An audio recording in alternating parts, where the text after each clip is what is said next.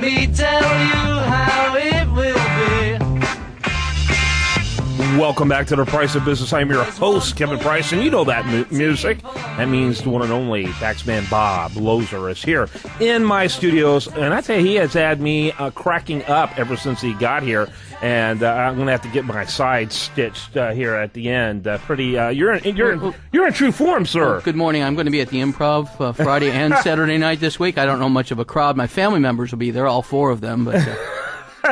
And they'll probably bring several tomatoes. That's right. So, awesome stuff. You are in great form today. So, let's talk real quickly. You know, we like to get updates. You're kind of a meter, if you will, of what's happening in the larger economy and things that people need to be aware of. What do you sense? What's your sense and your feeling about the economy right now? Well, I think first thing, we're very lucky to be in Houston, Texas. Amen to that. In general. When I talk to friends around the country as to some of the problems that are going on, businesses that are literally tightening their belt buckles, not one or two notches, but three notches just to stay open.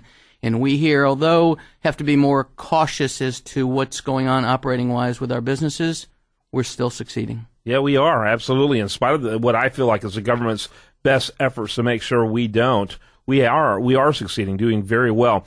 What is your thoughts in terms of, see, we're now already in the second from the last month of the year. It's just incredible how fast this thing flew by. Yeah. Where are you in terms of helping your employees when it comes to preparing for 2014? Can you believe that? Well, I mean, first off, for my clientele, we've had an interesting year because remember the first of the year it was the fiscal cliff and what kind of tax disadvantages are we as a whole going to have.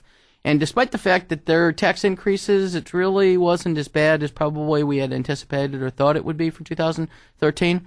In addition, I don't know if there's going to be much of any tax changes except maybe capital gains and maybe increase in the Obamacare investment income taxes. But there are also several tax credits that drop off that if you're out there and you know what those credits are and they affect you, I'd talk to your councilmen, senators, et cetera, and push for, extending it. Yeah. Because it's a very important. I mean, it may not mean much to you and I, but, different types of business credits that even if it's $500 here or $1,500 there, they add up real quickly, particularly if on the other side, the health care insurance is going to increase 40% because of what? Obamacare. Yeah. And so, do you know of anything that's going to expire on the national level as far as tax? Off the top of my head, and I was just thinking about coming over here, the answer is no, but I'll have that list when I come back. They kicked that until January or February as well. Correct. But I mean, that's something that doesn't affect us for 13,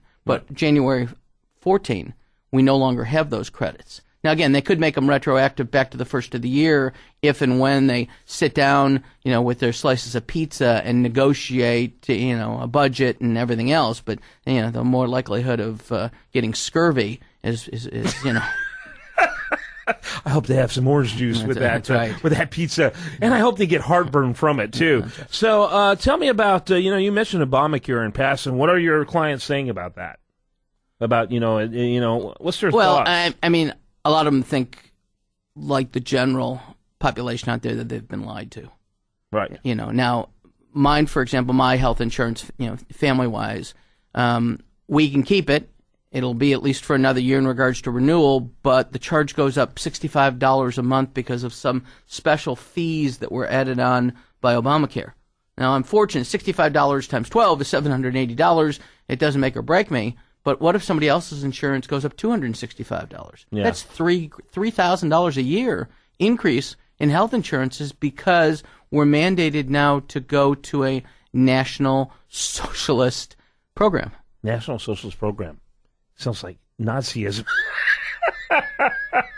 Just don't have us wear those silly uniforms. Those silly uniforms, exactly. And that mustache better never come back in style. Yeah, so he's almost like the anti-gecko, in 15 hours, not 15 minutes, because you know how long it will take that computer. In 15 hours, we'll increase your cost by $150 a month. Correct. But as you said before we got on, if he would have put certain people into place for particularly the system, they wouldn't have 50,000 people signed up. They'd have 5 trillion people. Yeah. And I said they'd probably get each and every one of them because they liked it so much to donate $50 to the cause. Exactly, alluding to his incredible ability to raise money online. But instead he used a Canadian company. You know, we know how great Canadian socialized medicine is. Right. It's really funny. You know, I wish I were in a different country talking about us because it'd be so much more humorous. But unfortunately, I'm a part of this whole mess as well. Right. So, I mean, to answer your question, yes, people are going to be affected by it. They're going to be changing the types of plans, the types of deductibles. You know, this silly thing that, you know, certain people, everybody's got to have maternity.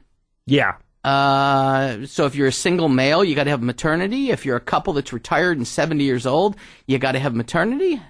Hello, what am I missing here? Exactly. They're requiring every policy to have 10 things that only 40% need. Right. Instead of being able to pick and we wonder whose pocket he's in. You know, how does that hurt big business? Right. That's pretty beneficial to, kind of proven that this guy is a corporatist, you know, as Ron Paul likes to call him. He is a corporatist. He's doing all he can to be in the pocket of big business. And I remind people that the top 1% voted for Barack Obama over John McCain 3-1. The top 1%. Right. The reason why is that the only ones who can afford Obama's policies are the mega rich and the mega poor. Right. The rest of us were like, I don't know what, fodder? I don't know. Right. So, I mean, for a lot of people, businesses that have health insurance and individuals, if they can extend their policy period through October of next year or November of next year, then a lot of these ongoings don't affect them until a year from now. Exactly. Okay, so for example, I've got Blue Cross Blue Shield. We've renewed our policy through October of next year. So thank goodness, except for the $65, I don't have to worry about the renewal and what it's going to cost me until a year from now. Yep. How alarmed are your clients? Are they more just befuddled and confused than alarmed at this point? Yeah, because I'm befuddled and confused. You know, it sort of reminds me of spitting into the wind. Yeah. I mean, what's the purpose? You know, you can scream and shout and do whatever, or you can react and find, I won't say your best way out, but your best way of coping with it. Yep. What song is that? Jim Croce, or is that Cat Stevens? It's Jim Croce, right? About spinning in the wind. You don't want to do that, and you don't want to mess with Jim. Right. Yeah. It is Jim Croce. Yep. That's another song we need to... My poor producer has the largest library of songs that somehow relate to what we talk about on this show. But yeah, you don't want to spit in the wind, and that seems like what we have to do in this situation. We talked a lot on this program about the various scandals. That seems to be what this administration specializes in, is in scandals. And yet it doesn't seem to ever acquire enough traction for anything to happen. Right. I thought the whole media spying scandal was going to really harm this administration. That's now passé. Right. But I think what's funny is, and we joke about it because it's one of our favorite movies, Pay No Attention to the Man Behind the Curtain, with the great Oz has spoken. It's like something's being distracted over here on the left, and so what they do is they explode a bomb on the right. Right. All right. So, and then when you look back on the left, it's gone. Yeah. It's not there anymore. That's exactly right. It's exactly right. And so instead of doing, sequential, sequential or periodical scandal, you let out as many scandals as you humanly possibly can, because some of them are going to survive. I mean, I think a lot of people think Benghazi is the president's dog. I mean. I thought it was stuff you used after working out. Right, to relieve the joint pain. That's exactly right. But that's another great example. It, too, is I mean, now history. If that was my dad or my family member that was killed over there, do you think unless I got a couple $1 million that's already in my bank account, do you think I'd be very quiet watching television? I don't think so. But again, that's 30 seconds of Obama fundraising? That's right. We've got that paid for. Next problem? We got that one covered. It's just incredible. I mean, this guy is such a pro compared to Richard Nixon in terms of the corruption department. That's right. It's just incredible. I don't know how he does it. And what's interesting is, for the beginning, I would say, this is the advantage of being a Democrat. But I don't think even Bill Clinton could have navigated these waters. I don't think it has anything to do with political parties. I think it has to do with the man. Yeah, I do. And then, essentially it does become kind of a reverse racism type of deal at some point. And, at some point, what's his name? That's that bad game show. The guy used to be on PBS and now is only on Fox News Juan Williams. That's right. Juan Williams said this guy Juan Williams is no conservative. Right. Juan Williams says this is the least vetted presidential candidate in the history of presidential candidates.